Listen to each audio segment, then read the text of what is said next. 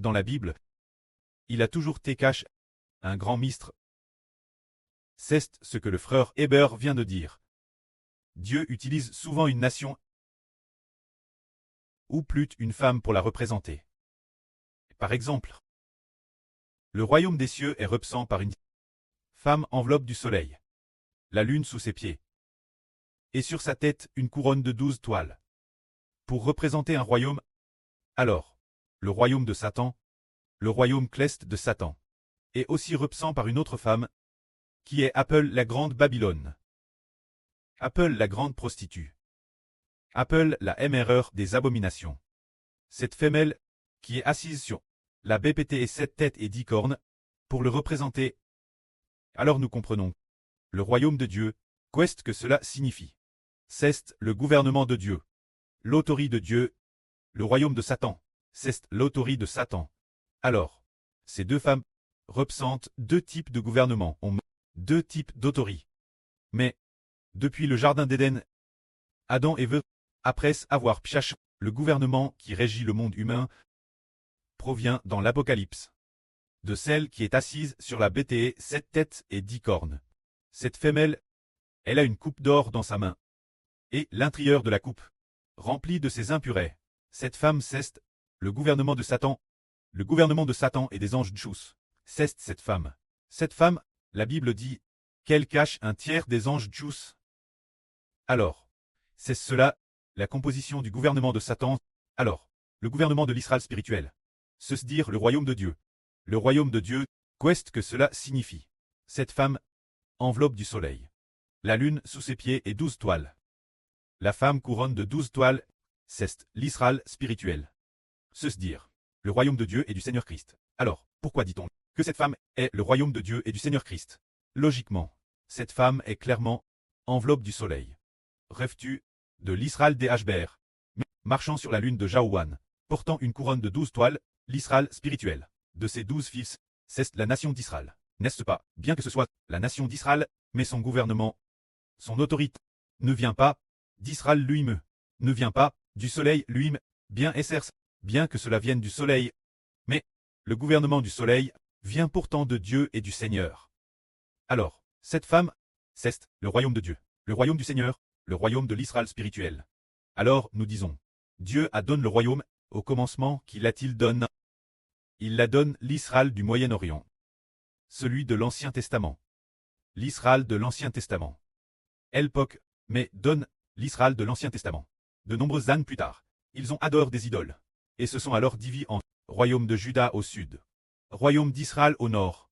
Alors, le près de ces deux royaumes, les accompare deux prostituées, Ohola et Oholiba. Les accompare deux prostituées, Ohola et Oholiba. Les a ainsi compare deux prostituées. C'est parce que, bien que Dieu ait donné le pouvoir politique, l'Israël du Moyen-Orient, c'est divise par la suite. Après cela, est devenu le royaume de Juda et le royaume d'Israël au nord. Ces deux royaumes ont tous deux le pouvoir de Dieu. Mais, le Dieu de ces deux régimes a tout de Madame maintenu. A maintenu Israël du nord. Peut-être plus de 200 ans. Le royaume de Juda au sud semble être une période de plus de 400 ans. Dieu a toujours leur a donné le pouvoir, leur a toujours donné le royaume, c'est-à-dire, tout comme une femme a toujours été épouse de Dieu, toujours au Moyen-Orient, comme Israël. Cette femme est tout comme l'Israël du Moyen-Orient, toujours elle basse. C'est-à-dire que Dieu a initialement donné le royaume lors de la fondation de la nation, a donné le royaume, bien qu'étant initialement devenu un royaume, mais n'avait pas encore de roi. Mais, ce moment-tel, Dieu a donné le royaume Mose, c'est-à-dire l'Esprit de Dieu, en Mose, puis a fait d'Aaron un prêtre avec lui, le grand prêtre, alors, a de nouveau donné le royaume. Mose est, après la mort de Mose, a donné ce pouvoir de Dieu, Josué. Plus tard, les Israélites sont arrivés en terre de Canaan, et se sont divisés en plusieurs tribus. Mais ils n'ont pas fond de nation, seulement chaque tribu a eu des terres. Alors dans chaque tribu, il y avait un chef pour les guider. Plus tard, comme chaque tribu, l'une après l'autre, a eu des gens qui adoraient des idoles. Dieu a alors établi des juges pour les gouverner. Les juges d'Israël, l'époque, estime environ 200 ans. Après cela, ils ont comment vouloir fonder une nation pour faire d'Israël un pays unifié. unifie par un seul roi. Auparavant, chacun sur son propre territoire. Les 12 tribus étaient chacune sur leur propre territoire, mais ils n'avaient pas de chef unique pour régner. Ce moment-là, Dieu a établi Saül comme roi. Quand Saül fut établi roi, frère et sœurs, vous vous souvenez, l'époque, le prophète Samuel a vers l'huile d'onction sur la tête de Saül. Quand elle fut sur la tête de Saül, l'Esprit de Dieu fut sur Saül. Alors le roi Saül, c'était comme si, d'un homme l'origine faible, il devenait maintenant un homme doté d'une telle force, une force incompréhensible, et d'autorité. Alors il a unifié Israël, mais Saül s'est rebelle contre Dieu, et lui a désobéi. L'Esprit de Dieu a alors quitté Saül, et plus tard, étant en David. Ainsi, David a obtenu le royaume, mais pendant la période où David a obtenu le royaume, David a lutté pendant plus de 10 ans avant d'obtenir le royaume. Ensuite, le royaume de David, le pays était terrestre puissant et terrestre stable, et tout le monde se soumettait à David. Plus tard, David est devenu vieux, était sur le point de mourir, puis il a oint Salomon comme roi. Car telle était la volonté de Dieu, d'oindre Salomon comme roi. Ensuite, l'Esprit de Dieu fut en Salomon, et a accordé la sagesse Salomon. Plus tard, Salomon. Après sa mort, le pays s'est divisé. Tout cela parce que, dans sa vieillesse, Salomon avait adoré des idoles, malgré la division. Cependant, Dieu leur a quand Madame donne le royaume, se dire, permettant Israël, l'Israël du Moyen-Orient, ou au royaume de Juda au Moyen-Orient, de continuer à exister en tant que royaume, grâce l'esprit de qui? C'était l'esprit de Jéhovah. Mais Jéhovah cause de... Pourquoi n'a-t-il pas permis l'Israël du Moyen-Orient de devenir une grande nation prospère et de régner sur le monde? Une telle situation, au contraire, il a fait en sorte que l'Israël du Moyen-Orient, par la suite, se divise en deux. C'est aussi Dieu qui a donné l'autorité au royaume d'Israël au nord, et l'autorité au royaume de Juda au sud. Tout cela venait de Dieu. Bien que ces deux royaumes fussent aussi l'image de deux femmes. Mais, plus ils régnaient, plus le temps passait.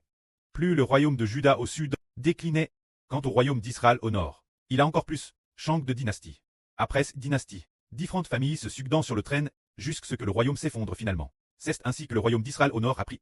La chute d'Israël au nord n'était pas due un manque de puissance de Dieu. Ce n'était pas parce que Jéhovah manquait de puissance pour les faire prospérer, mais parce qu'ils ont abandonné Jéhovah. C'est pourquoi Jéhovah Dieu a librement permis que l'Israël du nord et du sud soit détruit.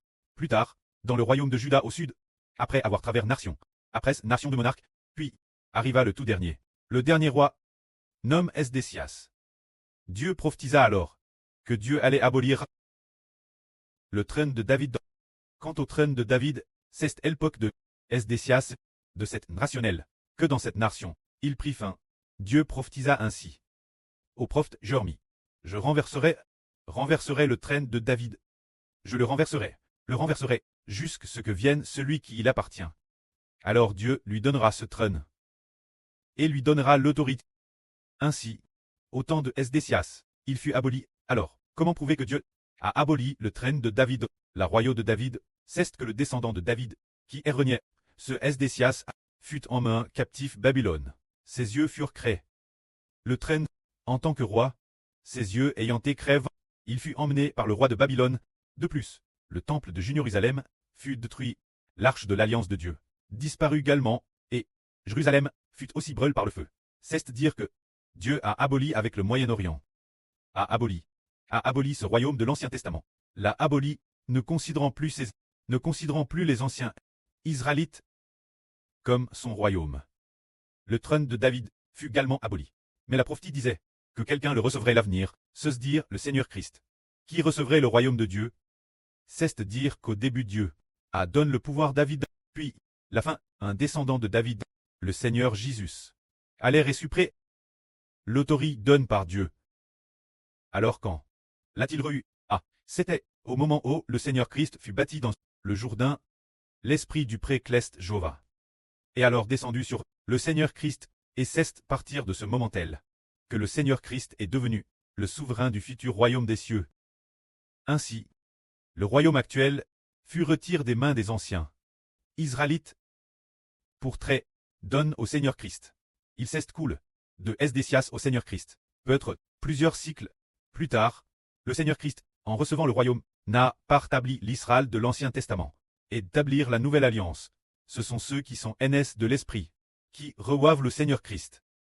l'autorité que le précleste adonne au Seigneur. Alors, à partir de ce moment-là, il appelle certains qui allaient devenir rois, ceux qui régneraient ensemble comme rois.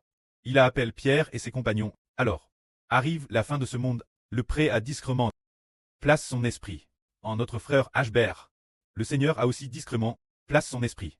En Ashbert, ainsi en notre frère Eshbert, il y avait la mission du précleste et la mission du Seigneur, devenant ainsi le véritable Israël. Dieu et le Seigneur ont BTI Israël. Alors, le précleste donne le royaume le 28 décembre 2018. Ashbert. Puis donne le royaume du Seigneur Christ le 22 AO 2019. Vers 8h30 du matin ou vers 9h. Ashbert. Alors Ashbert commence DS 2018, recevoir le royaume du pré et du Seigneur. Alors quand est-ce que cela deviendra pour faire de ce royaume une immense et puissante nation, de sorte que tous deviennent le peuple de Dieu? C'est à partir de maintenant, l'évangile commence très prêche et peut-être d'ici l'an 2042 il aura gagné un tiers de l'humanité. Et tous ceux qui feront partie de ce tiers seront des enfants de Dieu. C'est tout le monde. Comment se fait-il que, au Moyen-Orient, le précleste a donc le pouvoir? David et ses descendants ont régné pendant PRS de plus de 400 ans, mais n'ont pas obtenu des enfants de Dieu. Pourtant notre frère Eshbert l'a obtenu, c'est parce que le précleste l'avait prophétisé ainsi dès le début. L'époque, le pré adonne le royaume, David et ses descendants. Mais par David, qui a été fidèle envers Dieu. Les autres rois ont tous abandonné Dieu. La plupart adoraient des idoles. Madame Sils n'adorait pas d'idoles. Ils n'allaient pas jusqu'à offrir leur vie Dieu. Madame David lui-même n'a pas offert sa vie Dieu. Mais le Christ, le Seigneur du David de la Nouvelle Alliance, a obéi Dieu jusqu'à la mort, offrant sa vie Dieu. Alors, le fils du David de la Nouvelle Alliance, Eshbert le Salomon de la Nouvelle Alliance, a lui aussi offert sa vie Dieu. C'est pourquoi le précleste l'établit pour Israël, disant que c'est accompli ce que la Bible dit, l'avenir. Jacob prendra racine en Israël. Il poussera des bourgeons et fleurira, et ses fruits remplir toute la terre, faisant référence, le futur, de l'Israël de la Nouvelle Alliance. Quand Ashbert et les enfants d'Eshbert, tout comme le Seigneur Jésus-Christ, aimaient Dieu de toute leur vie. Se dire avec toute leur vie, aimer Dieu, ainsi le royaume du frère Eshbert, le royaume de l'Israël de la Nouvelle Alliance, devient de plus en plus prospère. De plus en plus prospère. Dit plusieurs fois en RVE, le royaume du frère Eshbert devient un royaume prospère et florissant, une grande nation, pour finalement détruire toutes les nations et tous les peuples. Se dire que le pré donne le royaume. C'est Israël de la Nouvelle Alliance, finalement Israël devient prospère et détruit toutes les nations. Mais le pré donne le royaume. C'est Israël de l'Ancienne Alliance. Mais finalement, le royaume a pourtant été détruit, devenant de plus en plus faible, pour finalement très détruit, jusqu'au point de se diviser et d'être détruit. Quelle en est la raison? C'est que le royaume d'Israël de l'Ancienne Alliance, bien que le pré leur ait donné le royaume, ils étaient toujours des pécheurs, sans être rachetés par le Rédempteur. L'esprit en eux, était encore pécheur, n'avait pas encore été racheté. Alors, ils ne pouvaient pas utiliser toute leur vie pour aimer Dieu, incapables d'être de tout cœur et d'utiliser toute leur vie pour aimer Jéhovah ton Dieu. Mais, quand l'Israël de la Nouvelle Alliance, il a été par le Seigneur Jésus-Christ, racheté par la crucifixion, alors, le Seigneur Jésus a dit, nos péchés lave et a mis l'Esprit de Dieu, l'Esprit du Seigneur, en nous. Par conséquent, les cœurs de tous les enfants sont tous devenus propres. Ils peuvent ainsi ne plus avoir d'épines ni de mauvaises herbes. L'intérieur. Ils peuvent traiter de tout cœur, de toute leur force et de toute leur vie. Aimer l'Éternel ton Dieu. On a alors découvert que la fin du monde, le pré et le Seigneur ont mis le royaume dans le frère Eshbert. Se dire. L'esprit du pré et du Seigneur. Se dire. L'autorité et le gouvernement du pré et du Seigneur. L'esprit aux 7 cornes et aux 7 yeux. Plaque en Eshbert. Le ministre pastoral d'Eshbert fait que tous les enfants soient comme le frère Eshbert à TRS désireux d'offrir leur vie au pré et au Seigneur. Tous père TS tout abandonné pour servir le pré et le Seigneur. Alors le pré et le Seigneur bêtissent Israël et les membres d'Israël. Pour que l'Israël et la vie des membres d'Israël ne meurent jamais. La vie spirituelle, l'intérieur, vivent pour toujours et jamais. Et le pré à DJ fait alliance pour donner l'autorité, pour donner le royaume pour toujours et jamais. Israël et aux descendants d'Israël. C'est l'alliance de Dieu. Alors Dieu nous donne le royaume, et finalement la puissance du royaume prospère qui peut exterminer le royaume de Satan.